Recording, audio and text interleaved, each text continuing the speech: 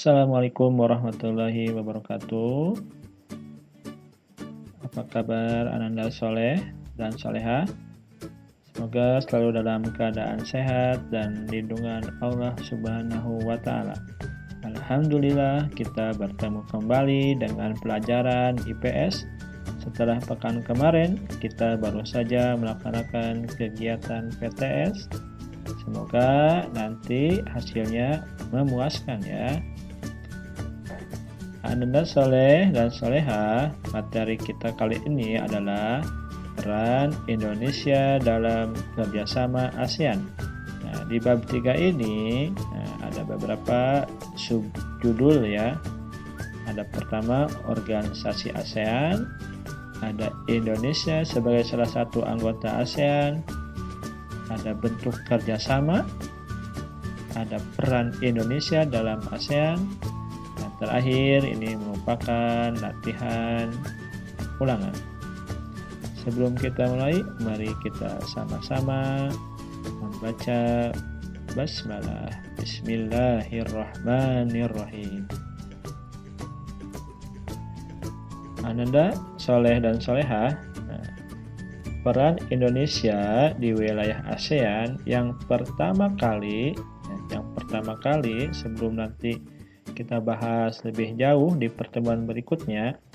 Yang pertama kali adalah Indonesia sebagai salah satu dari 5 negara pendiri ASEAN yang ditandai dengan deklarasi Bangkok yang ditandatangani oleh 5 menteri luar negeri. Salah satunya adalah Bapak Adam Malik dari Indonesia. Sekarang kita coba ulang kembali latar belakang terbentuknya ASEAN. Yang pertama, persamaan letak, yaitu sama-sama di kawasan Asia Tenggara. Kedua, persamaan nasib sebagai bangsa yang pernah dijajah bangsa asing, kecuali negara Thailand.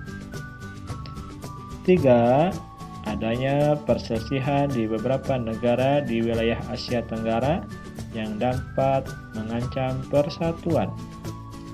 Keempat, berkembangnya paham komunisme yang ditakuti oleh negara Asia Tenggara.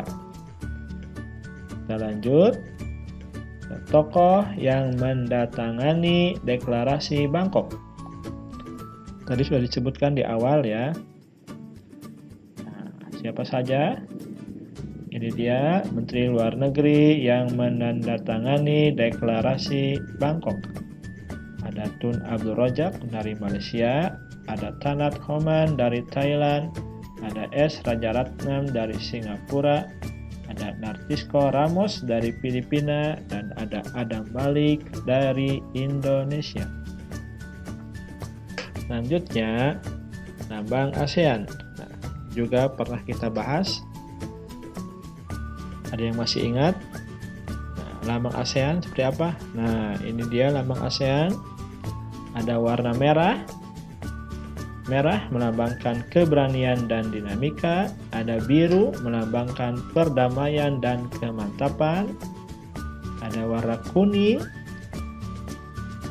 Warna kuning ada lambang 10 ikat padi.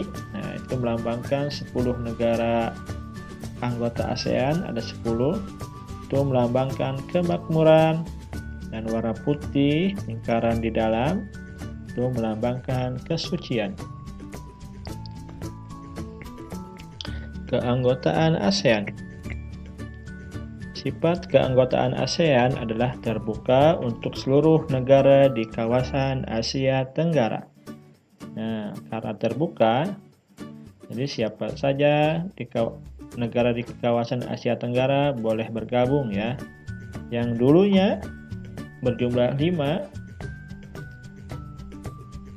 nah, sekarang berjumlah 10 ya. Ada Brunei Darussalam yang bergabung pada 7 Januari 1984. Ada Vietnam 28 Juli 1995. Ada Laos 23 Juli 1997, ini sama dengan Myanmar 23 Juli 1997, dan Kamboja pada 30 April 1999. Sekretariat ASEAN.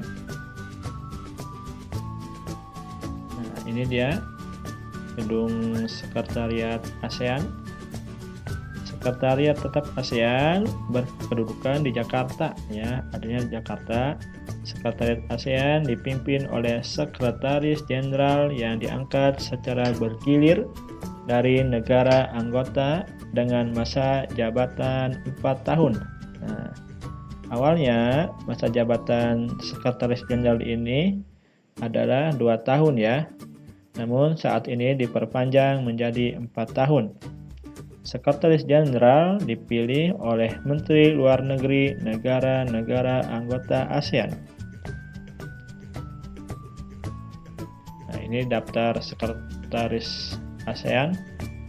Nah, ini untuk lebih lengkapnya bisa dilihat di halaman 72, ya.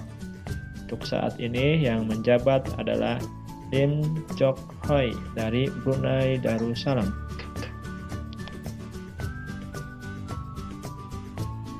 Indonesia sebagai salah satu anggota ASEAN. Ini peta Indonesia, ya. Bisa dilihat. Kita ke batas wilayah Indonesia, ya. Indonesia itu terletak di antara 2 benua, ya. Ada benua Asia dan benua Australia. Jadi secara geografis Indonesia letaknya diapit oleh 2 benua, ya. Dan di antara 2 samudra, Samudra Hindia dan Samudra Pasifik. Ada berbagai batas-batas wilayah Indonesia dengan negara tetangga. Batas ini mencakup batas darat dan laut. Jadi ada batas darat dan batas laut. Berikut adalah batas wilayahnya. Batas sebelah utara. Negara Indonesia sebelah utara. Nah, utara berarti ada Pulau Kalimantan, ya. Di utara ada Pulau Kalimantan. Ini berbatasan langsung dengan Malaysia, Malaysia bagian timur. Berarti Malaysia berbatasan dengan wilayah darat Indonesia. Kalau batas lautnya mencakup 5 negara. Ada Malaysia, Singapura, Thailand, Vietnam, ya. Selanjutnya batas wilayah bagian barat. Batas wilayah bagian barat. Batas wilayah bagian barat. Indonesia berbatasan langsung dengan Samudra Hindia dan perairan negara India. Ini bisa kita lihat, ya, di peta.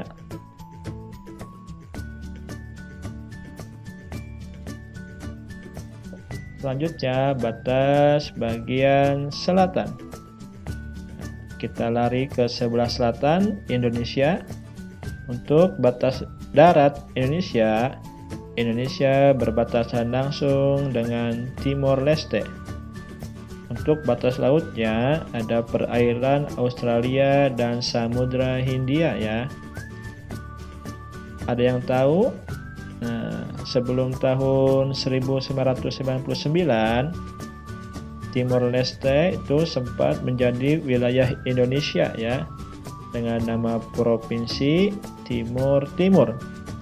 Namun akhirnya pada tahun 1999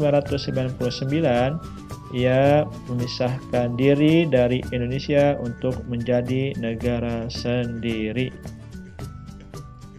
Selanjutnya kita ke wilayah terakhir, wilayah timur.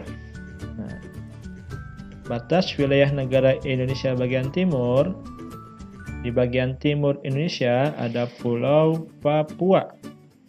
Nah, di wilayah timur ini, Papua berbatasan langsung dengan Papua Nugini dan perairan Samudra Pasifik.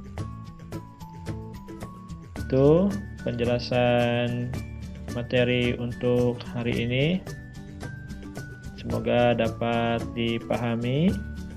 Terima kasih. Mari kita akhiri dengan membaca hamdalah. Alhamdulillahirabbil alamin. Mohon maaf atas segala kekurangan.